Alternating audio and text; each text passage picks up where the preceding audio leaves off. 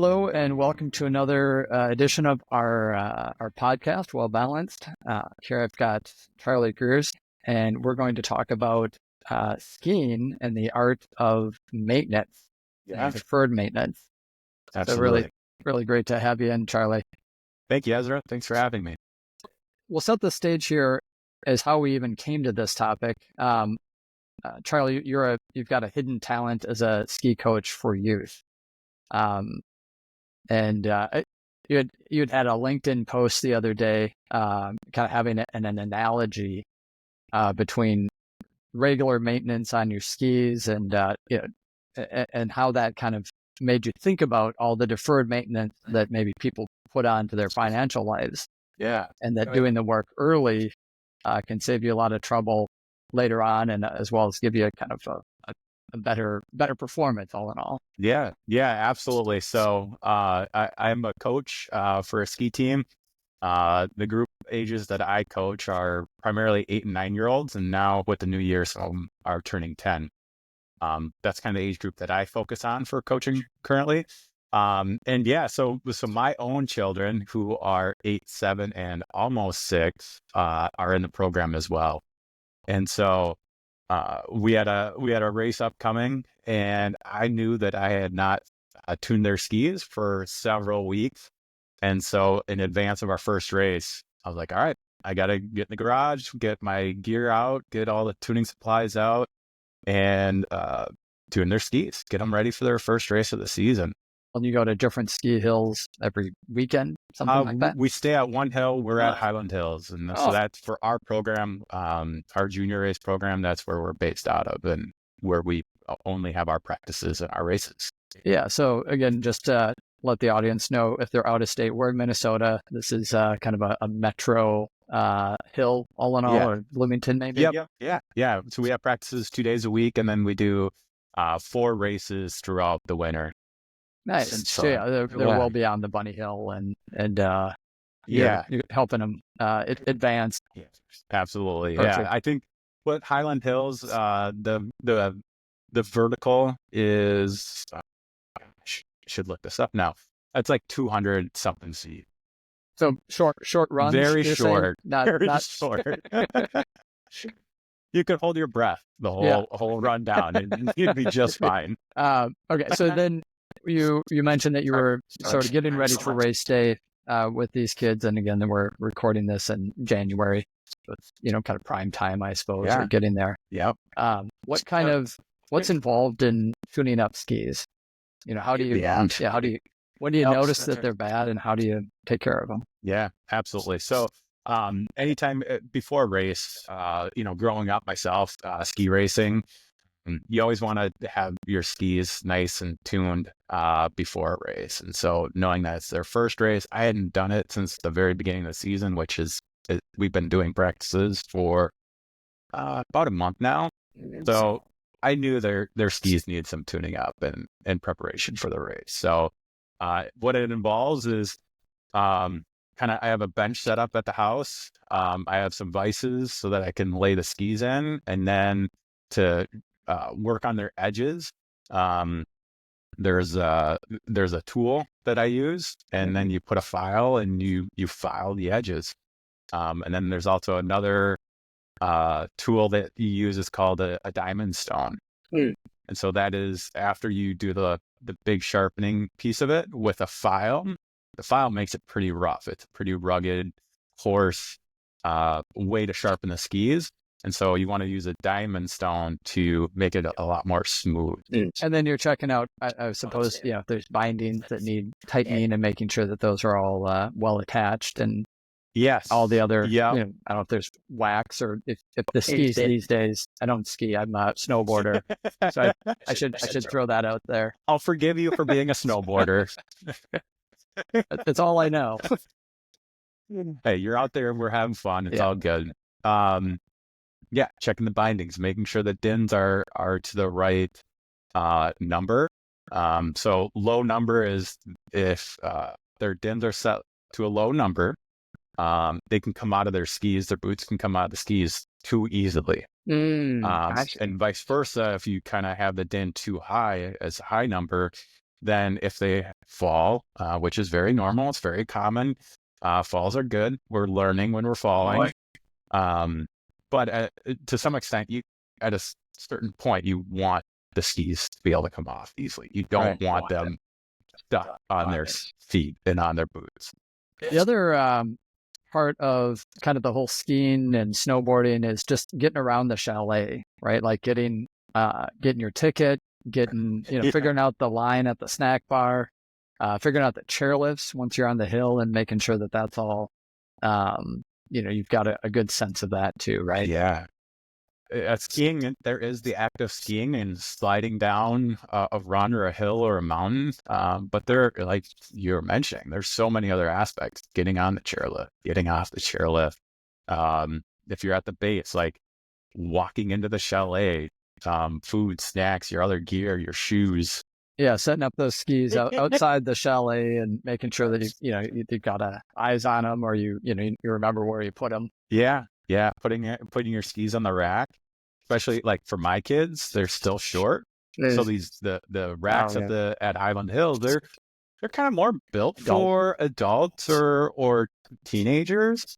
And so, just putting them on a rack, I take the time to like set them just right on the rack so they don't just fall over. And it's all there's just so many. Little nuances and kind of micro decisions that you've got to make just as you're going, both on traveling down a hill and sliding and carving and all that, as well as just getting your boots on and making sure that they fit and that they're either the laces or the modern wire bindings. Yes, the right size boot, the right fit. Yeah, your socks. Yeah, talking about making sure your socks are the right thickness. Right. All these little decisions, and it affects performance, right? Oh yeah, absolutely. So when you were, you kind of had this thought, I can imagine that you're in your workshop there, you're sort of methodically filing down the edges, and obviously you're a financial planner by trade. Yep. So you're thinking about these things. How did that thought cross your mind? Like, wow, for me, I've got 3 children that are racing. Yeah. So I'm like, hey, I need to be efficient. I need to be methodical. And hey, I've got 3 pairs of skis I'm going to need to tune. Skis so I have 6 skis in total. And maybe your own too. And I'm not even there yet. And I'm like, all right, I've got to file them. I got to file each of the edges, go through each pair. And then the diamond stone, I'm going through that. And so I'm just kind of in my zone, and I'm just focused and going and going and going. And then the final step, I'm doing the gummy stone. So that's another aspect. So what the gummy stone does is it takes off some of the sharpness. Okay. Because tip to tail, you want to do the whole edge, but you don't want the beginning or the end to be like too sharp. So you take the gummy stone and you gradually kind of dull the edge just a little bit at the tip and a little bit at the tail. So then it's kind of more gradual. Right. Gradual to get to sharpness, gradual to get a little bit duller at the end of at the tail of the ski. Yeah, the fine tuning of it. Yeah, so really. I'm just like kind of getting to that step of wrapping up, and I kind of look over and I see my own pair of skis. And I'm like, it has been so long since I've done that. Mm-hmm. Yeah, the cobbler's son's shoes or something like that. I guess it's your own shoes in this case.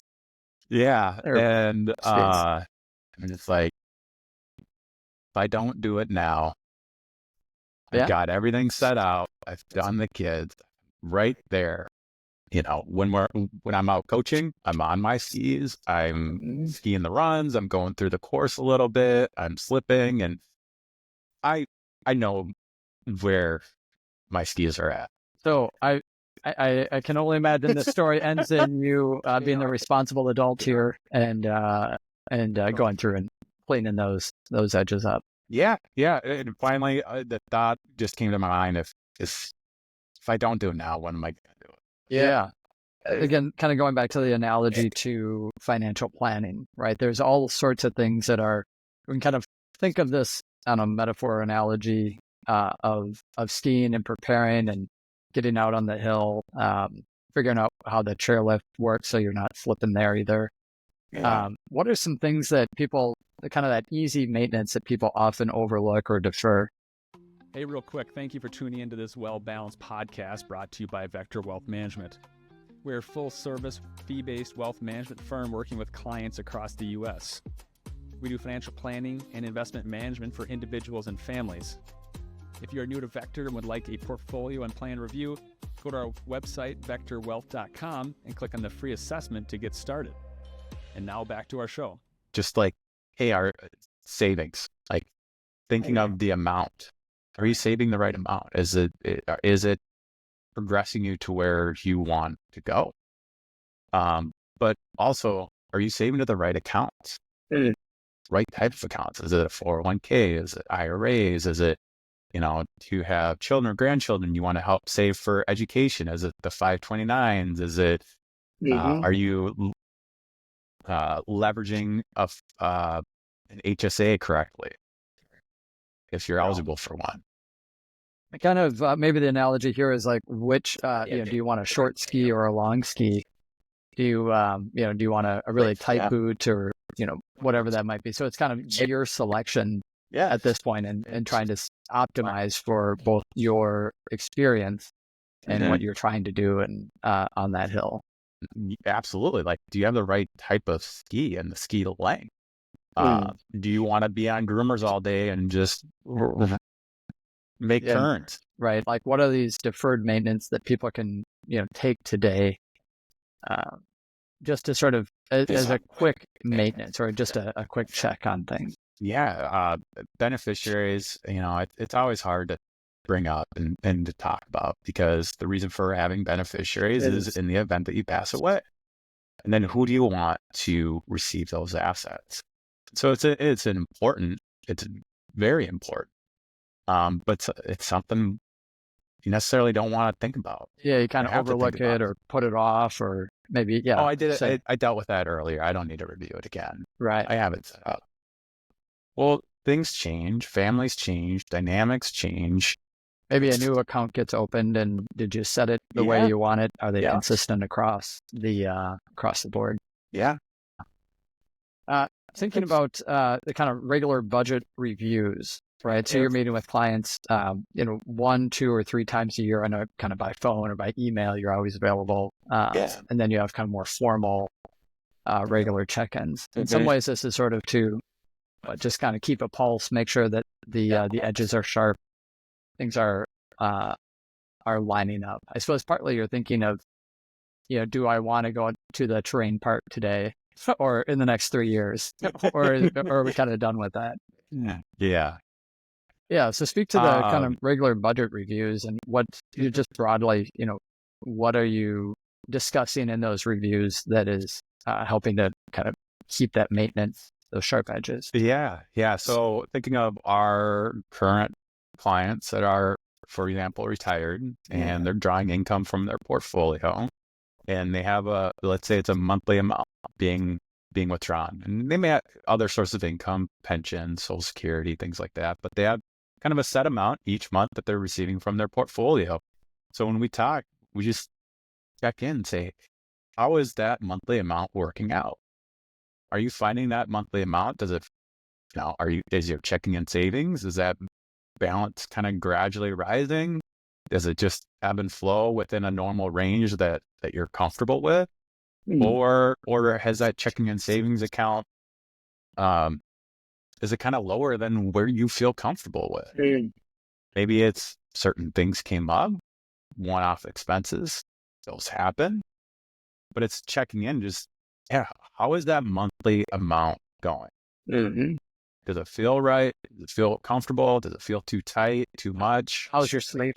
How are you sleeping at night? Like, when you, that checking and savings account, is that keeping you up at night? Do we need to send you a little bit more to see you are sleeping better at night? Yeah. And those numbers are different for everybody. Yeah. And then thinking, how does this affect the long-term plan? Are things still on track? And try to, say, hey, if we if we withdraw more, how does that influence the longer term picture? Exactly. Yeah. So client, maybe the feedback is, you know what, an extra this dollar amount per month would feel better. Yeah, kind of ease day and it age up. that we're in, the inflation environment that we've been in over the last number of years. Yeah. You know, people maybe feeling a little bit tighter than they had been. And so, okay, well, let's pretend and look at a scenario where we increase the amount that we're withdrawing from the portfolio. How does that impact the longer term projections? Yeah. If we were to make that adjustment, and, let's say we don't make an adjustment, we can go back and forth and look at different amounts and how those may or may not have an impact on your long-term projections. Shifting a little bit now from kind of financial planning and those reviews to maybe more of the portfolio side of things. Just thinking about the deferred maintenance or maintenance that should be, kind of regularly done. Rebalancing of a portfolio comes to mind. Yeah. Yeah. When I think of rebalancing the portfolio or full allocation of a portfolio, what I think about is the weather. Are you dressed appropriately? All right. So we've got our snow pants and gloves on. Yes. Yeah. So the old adage, how does it go, Ezra? You're going to have to help me out there. But, my mom said there's no bad weather. Yeah. How does that go after that? Like being poorly dressed, bad dressed? Dress for the weather. Yeah. I get the sentiment. I'm not sure on the, it may be a family tradition. Right. So growing up, whether it was really nice out weather-wise or really cold and terrible, we went. We still go skiing. Yeah.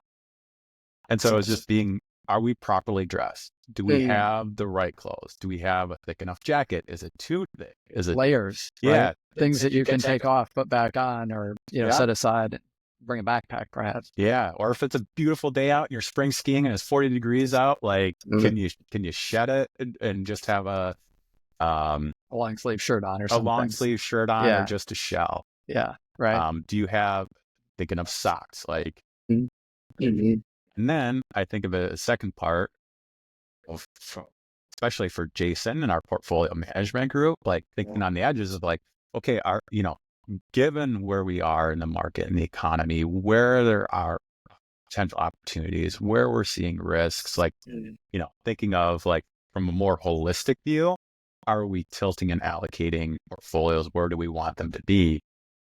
So at a high level and a very, detailed, personalized level are both important.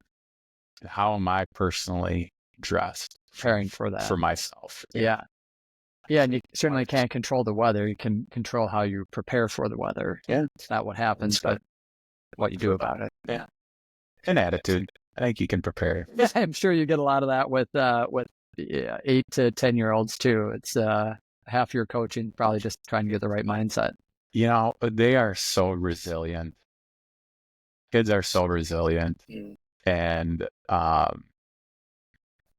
was really impressed with when we were out and it was really cold, how positive they were, optimistic, the smiles, the laughs, the enjoying. They adjusted. They weren't out maybe as much, taking as many runs as they would have normally taken. They're still having fun. Yeah. They're still out there enjoying it. That's the fun part. That's the cool part. I just wonder what other stories are out there for kind of this deferred maintenance. So maybe the asks to our audience is, if you're thinking, if this inspired you, this conversation, like what is something that you've been putting off or that maybe you've recently completed, a winter project that has just got you feeling good, like that you're set up for success? Yeah, absolutely. Tying it back, back to my thought of after I was done tuning my kids' skis and I look over and I'm thinking about my own and I just go, oh, if I don't do it now, when am I going to do it? I'd love to hear stories, whether there's things that you've deferred and you want to do or that you've recently done. Love to hear those stories. Yeah. Well, thanks, Charlie, for coming on and talking about skiing and getting out on the hills. Makes me inspired to take my own kids out. Yes, absolutely. Happy to join. Thank you for having me, and looking forward to hearing stories of when you go out and with your own kids. It'll be awesome. Awesome. Well, here's to sharp edges and smooth run. Absolutely. Hey, thanks for listening to our podcast. Information presented is for educational purposes only and does not intend to make an offer or solicitation for the sale or purchase of any specific securities, investments, or